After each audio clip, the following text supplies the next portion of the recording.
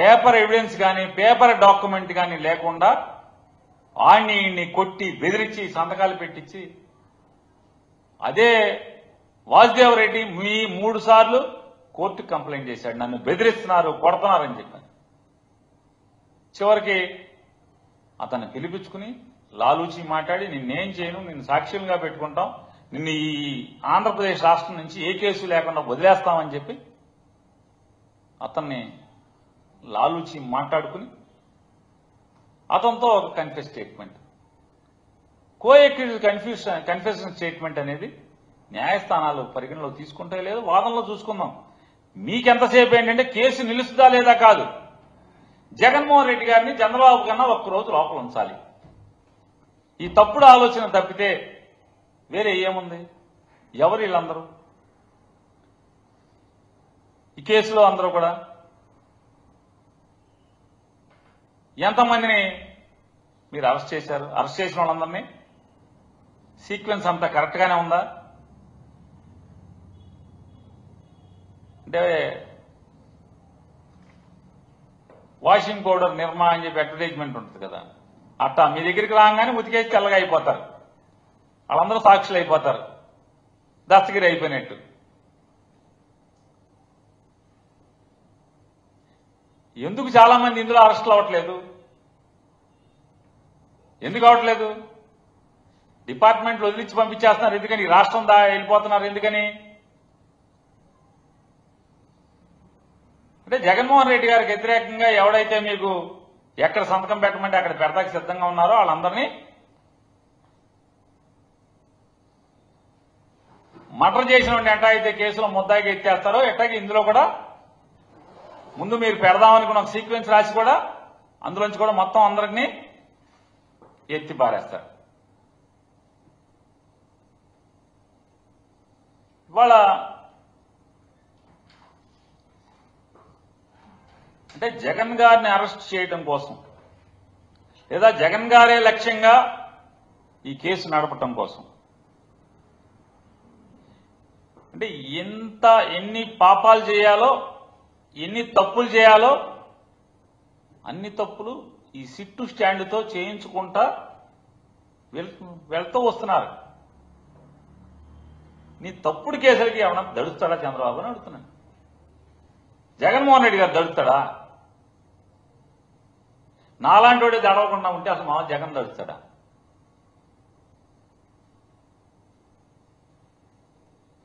మేము సిద్ధంగా ఉన్నామని చెప్తున్నాం కదా.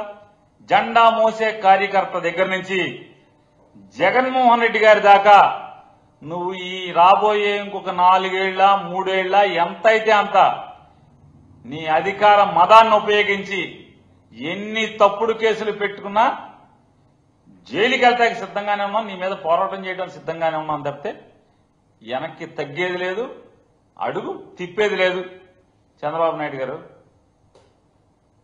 ఎవరైనా ఆంధ్రప్రదేశ్ రాష్ట్ర రాజకీయ చరిత్రలో చూసుకుంటే తప్పులకి పాపాలకి లోబర్చుకుంటాకి ఏమార్చటాకి తప్పుడు పనులు చేయటాకి తప్పుడు పనులు చేయించటాకి చరిత్రలో ఏ పేజీ ఎతికినా కూడా చంద్రబాబు నాయుడు గారి పేరే కనపడదు తప్పితే మరి ఏ రాజకీయ నాయకుడి పేరు కనపడదు. అడుగడుగున ఏం చెప్తూ వచ్చారు మీరు? జగన్మోహన్ రెడ్డి గారి మీద ప్రజల్లో విషం చిమ్మటాకి మీకున్నటువంటి మాధ్యమాలు ఈనాడు, ఆంధ్రజ్యోతి, TV5, ABN, ఈటీవీ మహా ఇట్లాంటి తప్పుడు వార్తల్ని అదే పనిగా పదే పనిగా జనం మీద రుద్ది తద్వారా వాళ్ళని నమ్మించి జనం మెదళ్లలో జనం మనసులో విషం ఎక్కిచ్చే ప్రయత్నంలో భాగంగా మీరు ఎన్ని మాటలు మాట్లాడారు?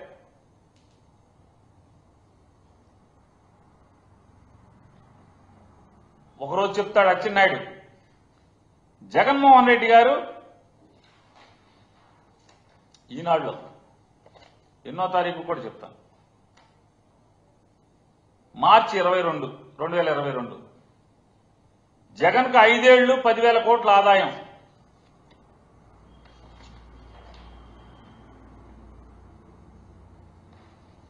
ఈ అమ్మగారు ఏ పార్టీ మనకు అర్థం కాదు, జనానికి అర్థం కాదు.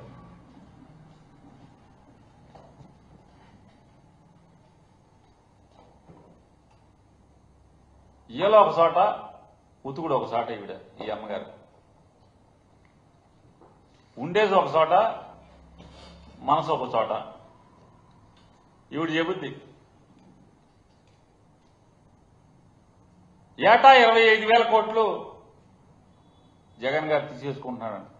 అంటే 5 ఏళ్లలో 1,25,000 కోట్లు. ఈ అమ్మగారు అంటే ఈ నాలుగు మచ్చలు ఆయన చూడండి. అంటే నేను ఎందుకు అంటున్నా అంటే నాలుగు మచ్చలు కాబట్టి ఏంటి మాటలు. మార్చి 22నేమో 5 ఏళ్లలో 10,000 కోట్లు అన్నాడు. ఇక్కడ చూడండి, జగన్ జేబులోకి 1,00,000 కోట్లు మద్యం ఆదాయం. 2023 సంవత్సరం తిరిగేప్పటికీ 4 మడతెట్ట పెట్టాడు చూడండి. మంచి మందంగా ఉంటది కదా నాలిక, బాగా బలంగా మందంగా ఉంటది కదా. అంటే మడత తిరగడానికి సంవత్సరం పట్టింది. సంవత్సరానికి 10,000 కోట్లల్లో 1,00,000 కోట్లు. ఇది నోరే కదా, తాటి మట్టన్నా వంగదు, నోరే కదా.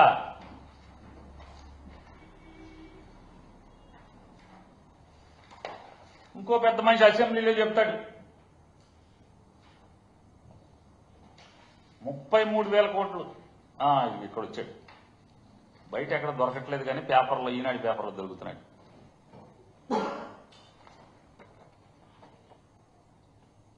ఇతను బయట దొరకట్లా, గవర్నమెంట్ వచ్చిన కాడి నుంచి. పాత పేపర్లు తిరగేసుకుంటే మనకు దొరుకుతాడు. ఎప్పుడైనా కావాలంటే యూట్యూబ్లోనూ, అయితే మామూలుగా వీడియో చూడాలంటే యూట్యూబ్ కొట్టాలి, పాత ఏమి చూసుకోవచ్చు. లేదా ఇదిగో ఈయన చెప్తాడు అసెంబ్లీలో 30,000 కోట్లు దోచుకున్నాడు అంటాడు. ఎవడు నాలుగుకి అసలు మామూలుగా వీళ్ళ నాలుగుల కన్నా తాటి మట్టే నెయ్యం కాస్త స్టిఫ్ గా ఉంటది. ఇంకో తాటి మట్ట 4,000 కోట్లు దేశం దాటించేశాడు.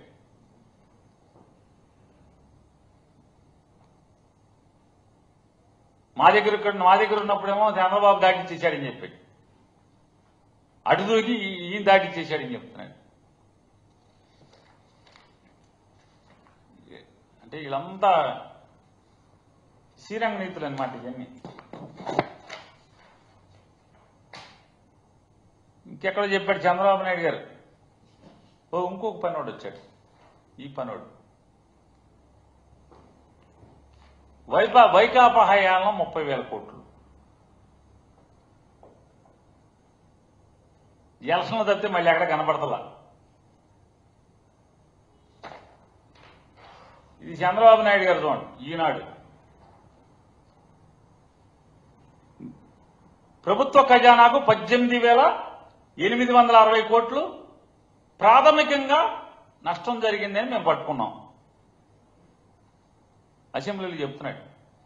ఎన్నో తారీఖు 25/7/2024 జూలైలో వీళ్ళు పట్టేసుకుంటారు, కానీ ఎవడో పిటిషన్ మాత్రం ఆగస్టులో ఇస్తాడు. చూడండి, అసలు ఏ సుమోటోగా కేసు కట్టలేదా పోలీసు, సిఐడి కానీ పోలీసు కానీ. ఏ హోమ్ డిపార్ట్మెంట్ ఏం చేస్తుంది, డీజీపీ ఏం చేస్తున్నాడు. అప్పుడు డీజీపీ ముఖ్యమంత్రి పట్టేసుకున్నాడు. ప్రభుత్వ ఖజానాకి 18,860 కోట్లు ప్రాథమిక విచారణలో తేలింది. ఇతను అసెంబ్లీలో చెప్తాడు డిప్యూటీ సీఎం. మరి పోలీసు ఏం చేస్తారు? ఇది కూడా జూలై అదే రోజు. ఇతనేమో 30,000 కోట్లు అంటాడు, చంద్రబాబు నాయుడు ఏమో 18,860 కోట్లు ప్రభుత్వానికి నష్టం అంటాడు. అసెంబ్లీలు మాట్లాడినా కూడా ఎఫ్ఐఆర్ అవ్వదు, కేసు కట్టరు. మరి విచారణలో తేలినప్పుడు సుమోటో కేసు కట్టాలి కదా, కేసు కట్టరు. ఎందుకని? ఎవడో కూడా మనం సిట్ అంటే సిట్, స్టాండ్ అంటే స్టాండ్ అనేవాడు దొరకాలి పోలీసు. ఎందుకని? Already target fix, case investigation చేయాల్సిన పనేం లేదు. జగన్ గారిని అరెస్ట్ చేయాలి కాబట్టి కింద నుంచి ఎవడెవడిని పేర్లు పేర్చుకుంటే వెళ్ళాలి మనం. ఆ గడిలో జగన్ గారిని గడిలోకి తీసుకెళ్తాకి ఎవడెవడు పేర్లు రాసుకుంటే వెళ్తుందో రాసుకోవాలి పేర్లు. అతను అడ్డం తిరిగాడు, వినీత్ బ్రిజ్లాలు